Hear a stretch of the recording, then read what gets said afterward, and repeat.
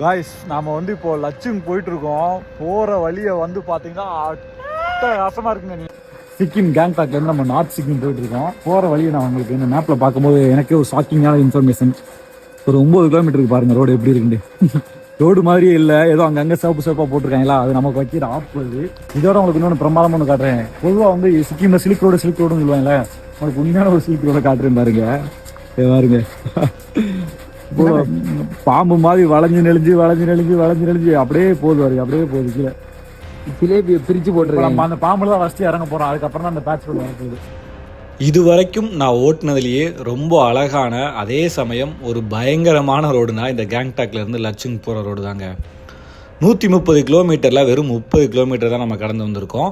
இன்னும் 100 கிலோமீட்டர் இதே மாதிரி ஆஃப் ரோடில் ஒரு குறுகலான ரோட்டில் ஒரு பயங்கரமான மலையில் தாங்க நம்ம பயணம் இருக்க போகுது. இதில் நல்லா மழை பெஞ்சு நிறைய இடத்துல லேண்ட்ஸ்லைடு வேறு ஆகியிருக்கு. அதுவும் குறிப்பாக அந்த மேப்பில் காமிச்ச 9 கிலோமீட்டருமே மொத்தமாக லேண்ட்ஸ்லைடு ஆனதுனால அந்த ரோடே கொலாப்ஸ் ஆகி அந்த பக்கம் போக முடியாத மாதிரி ஆகிடுச்சு. ஸோ திரும்ப 3 மணி நேரம் சுற்றி தான் நம்ம வந்து போகணும். நாங்கள் நினச்சது ஒன்று, அங்கே நடந்தது ஒன்று. பார்த்தீங்கன்னா தெரியும், ஃபுல்லாக நடு காட்டுக்குள்ளே மாட்டிக்கிட்டு பயங்கரமாக இருக்குங்க. இது எப்படி சொல்கிறது, இதை நினச்சி பயப்படுறதா இல்லை சந்தோஷப்படுறதா இல்லை அதை எப்படி அனுபவிக்குதுன்னு எனக்கு தெரியல. போகிற வழி ஃபுல்லாக நிறைய வாட்டர் கிராசிங் வேறு.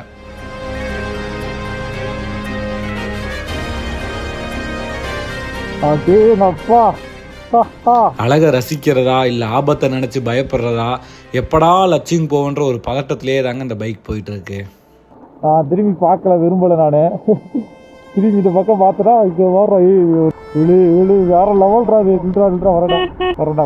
வரடா செல்லக்குட்டி. ஒரு இடத்துலலாம் வந்து பார்த்தீங்கன்னா ஒரு பைக்கு இல்லை ஒரு கார் மட்டும் தாங்க போக முடியும், அந்த அளவுக்கு ஒரு குறுகலான பாதை. அதுக்கு இந்த பக்கம் லைட்டாக ரைட் சைடு கீழே போயிட்டாலே ஒரு பயங்கரமான ஒரு பள்ளத்தாக்கு, டைரெக்டாக வந்து ஒரு 3000 அடி கீழே போகும். அந்த அளவுக்கு ஒரு பள்ளத்தாக்கு இருந்துச்சு. ஆனால் அங்கேருந்து அப்படியே கீழே பைக்கை நிப்பாட்டிட்டு வியூவை பார்த்தோண்டா, அப்பா, வாழ்க்கையில் இதுக்கு முன்னாடி அந்த மாதிரி ஒரு இடத்த அந்த மாதிரி ஒரு அழகில் நான் பார்த்ததே இல்லைங்க.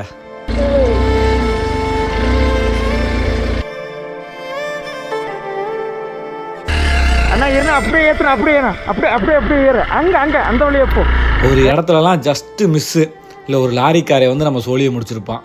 கொஞ்சம் கான்சியஸாக இருந்ததால் பைக்கை நேராக பள்ளத்தில் இறக்கி அப்படியே மேலே ஏற்றி கிளம்பியாச்சு. அட்லாஸ்ட் அந்த கிராமத்துக்கு நாங்கள் போனோமா இல்லையா, அங்கே எங்களுக்கு என்ன மாதிரியான எக்ஸ்பீரியன்ஸ் இருந்துச்சு, இப்படி எல்லாத்தையுமே நெக்ஸ்ட் வீடியோவில் நான் ஷேர் பண்ணுறேன். மறக்காமல் நம்ம பேஜை ஃபாலோ பண்ணிக்கிட்டு நம்ம சேனலை சப்ஸ்கிரைப் பண்ணிடுங்க. நாட்டுக்கு நார் ஒருத்தர், அவரை காப்பாற்றணும் கர்த்தர், அவரை காப்பாற்றணும் கர்த்தர்.